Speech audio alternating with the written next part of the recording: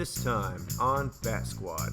My project is about white nose syndrome, and it's really deadly. About like 600,000 to 900,000 bats die per year from wind farms. Echolocation is how bats see with their ears.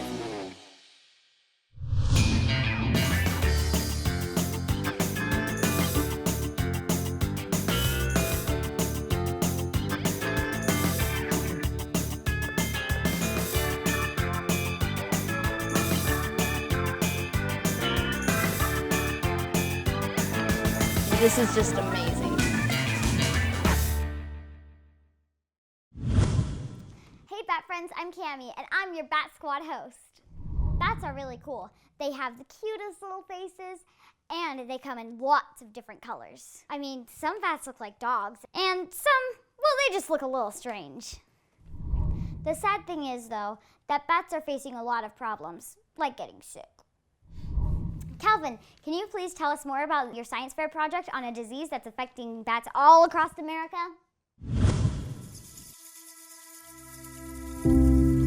Hi, I'm Calvin, and I'm from Texas, and I'm 10 years old. My favorite bat is the Mexican freetail. I did a lot of my research on it, and I learned a lot about it. My project is about white nose syndrome. White nose syndrome is caused by a fungus, and it's really deadly. It's killed millions of bats, and what it does is it destroys the skin on the bat's wings, and so they can't really fly well, and it wakes them up in the wintertime, and it kills the bats because they starve to death. It likes cold temperatures, so it likes cold bats.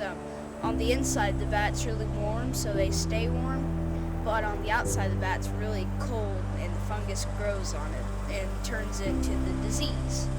The rest of the bats that hibernate and get white nose syndrome are dying very quickly. In the winter, it snows a lot, so if there are no mosquitoes and bugs, the bats can't eat, and then they eventually die of starvation.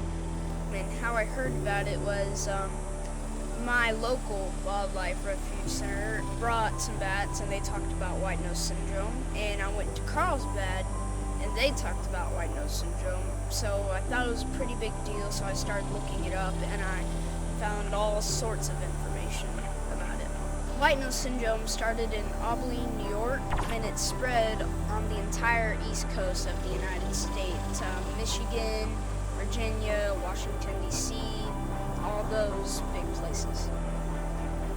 In my research of white nose syndrome spreading, I only did one way because bat to bat seems more effective. But there's actually 3 ways that it can spread.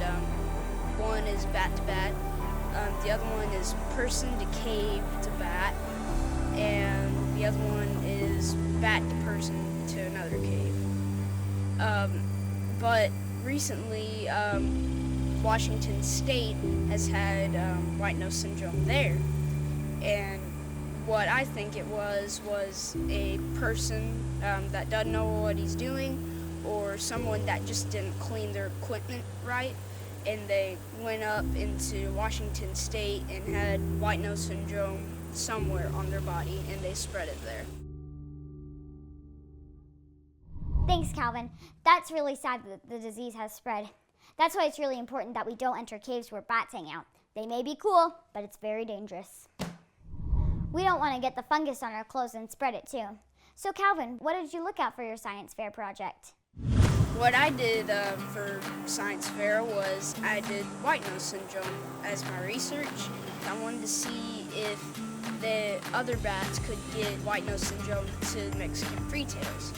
Here in Austin, Congress Avenue Bridge, it's the largest urban colony in the world, and in Bracken Cave, it's the largest colony in the world. And it'd be pretty devastating if we lost those 2 colonies. And so I started researching about the 2 colonies, saw that they're really big, and then I started looking around Texas, seeing if there were any places that have caves and the bats have white nose syndrome. So I found Franklin County in Arkansas, and so I started looking at the summer habitat ranges, seeing if they would intersect, and I found out they didn't. They're about 555 kilometers apart, and so we're safer now with the bats.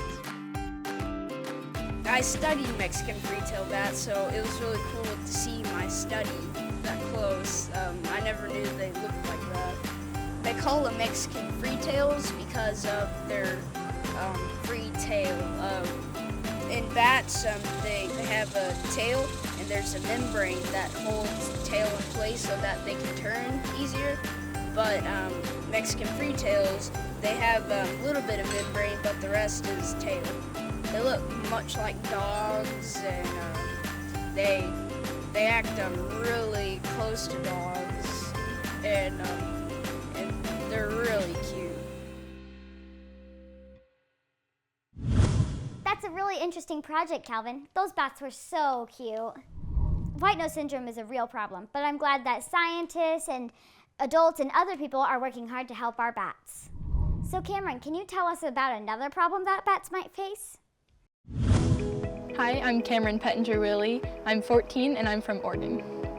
So wind farms are very important for our environment now because they're renewable energy, and it's easy for our environment to use that, and it's not bad for it. But the problem is that it's also affecting bats and other creatures around because a lot of bats are dying from it. Turbines can be a great danger to bats because even though it looks like it's moving really slowly, the blades are actually moving very quickly, and the bats can run into that and may not be able to detect how fast it's moving, and that can hurt them and cause a danger to them. So one way how people are deterring bats from wind turbines is the idea of making a sound that bats fly away from, and it's eco-friendly because other people, like humans, may not be able to hear the sound, but it just keeps the bats away naturally. So my science fair project is about a question of where to place a sound-making device on a wind turbine to repel bats. And I first got interested in this project because my mom works at a wind turbine company, and I was learning about how all the bats were dying from the wind turbines. About 600,000 to 900,000 bats die per year from wind farms, and I was really worried about that because I know of all the endangered bat species, and it's important to protect them, especially because wind energy is getting really important in our world today, and we need to protect the other animals too, like bats. I met with Chris Hine, an expert that works at Bat Conservation International, and he talked to me about how a sound can repel bats by showing me a video where bats were flying by a cave and they emitted a certain sound, and the bats went away from that sound. And that got me thinking about the ideas that they're researching right now about how they could place a sound-making device on a turbine to repel bats from the area. And I was wondering about if you placed it on the center of a turbine, which is called the nacelle, would it work just as well as going on the outside of the blades, and how the sound would be distributed?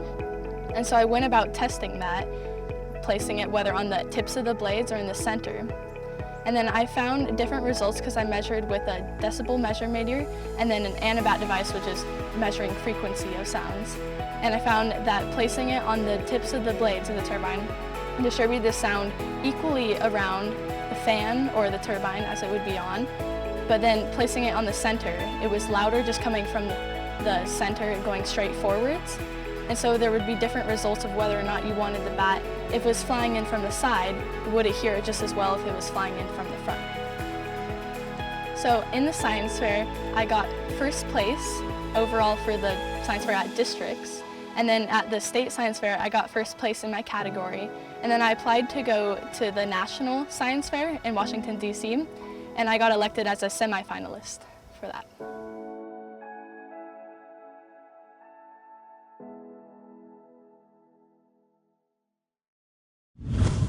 That's so cool that we may be able to use sound to save bats. You gotta use some really interesting equipment in your project too. Scientists use a lot of interesting equipment to answer research questions. Maybe Alexis can tell us more about what it's like to do bat research.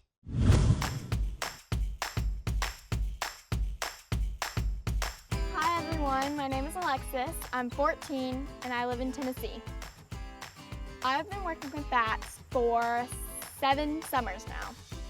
I first got excited about bats when I was in 3rd grade, and all of my projects have dealt with white nose syndrome and the effects of the population, just in different ways. Some I went netting and some I used the detector detecting echolocation.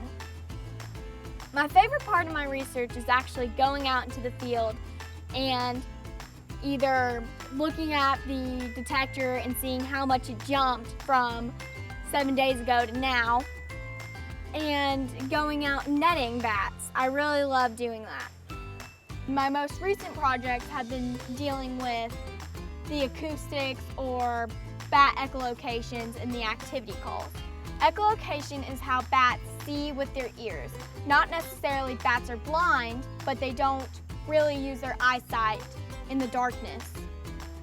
What it is a high frequency noise that we cannot hear. They use it to detect the size, shape, and texture of a tree or a moth to see if it's moving or it's standing still. They also detect if there's an object that is stationary or not moving, so they don't run into it when they're flying. When they do detect something that's moving, they go for it and try to eat it.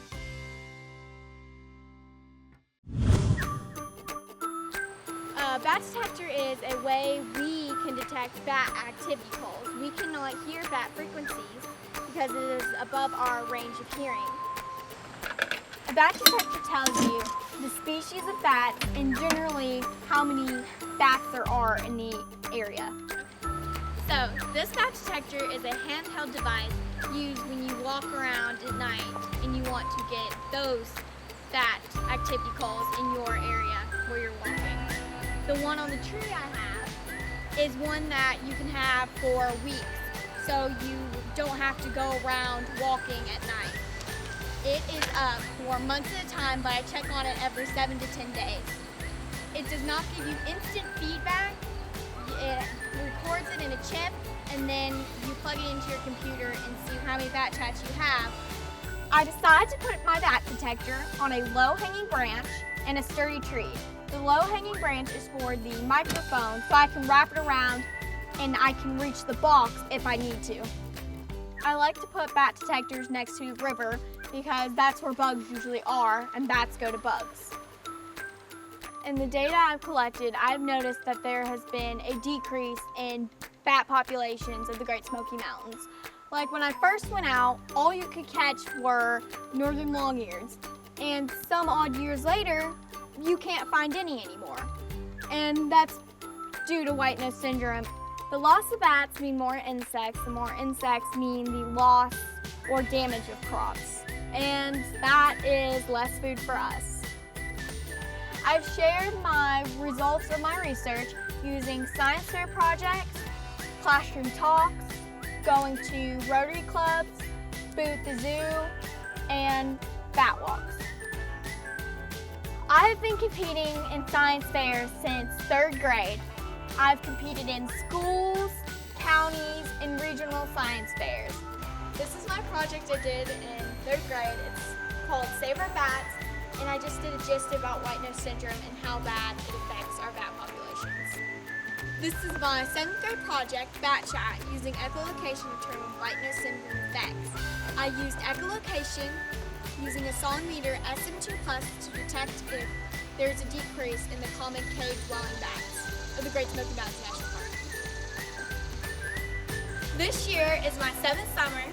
My project is called Pseudogymnoascus destructans, using white nose syndrome to compare Lacieris borealis to the general Myota species in Twin Creeks versus Soak Ash Creek, the Great Smoky Mountains National Park ecosystems.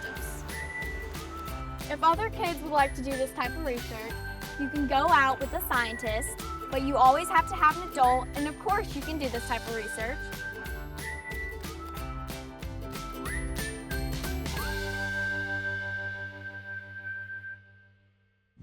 That's so cool to hear about all the science research that Calvin, Cameron, and Alexis are doing. Who knows what amazing discoveries they'll make as they continue their research. Even though bats face many threats, we can still do a lot of things to help protect them. And if you're really interested in saving the bats, then you might want to tell a friend or family member. They might be interested and want to help too. You can learn more about white nose syndrome by completing the activity. There's a fungus among us. Fungus among us.